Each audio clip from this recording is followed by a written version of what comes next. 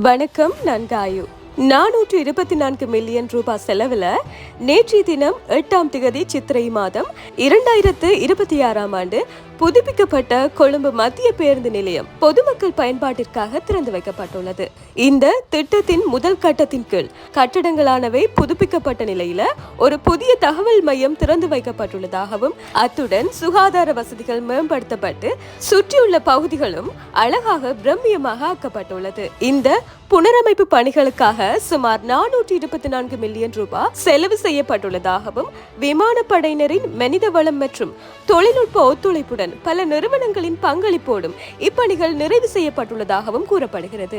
பயணிகளோட வசதிக்காக பேருந்துகள் புறப்படும் நேரம் மற்றும் சென்றடையும் நேரம் ஆகியவை தகவல்கள் அகன்ற டிஜிட்டல் திரைகளில் காட்சிப்படுத்தப்பட்டுள்ளதாகவும் அத்துடன் பார்ப்பதற்கே பேருந்து நிலையத்திற்கு அழகு சேர்க்கும் வகையில் வர்ண பூச்சுகளாலும் கொழும்பு மத்திய பேருந்து காட்சியளிக்கின்றது.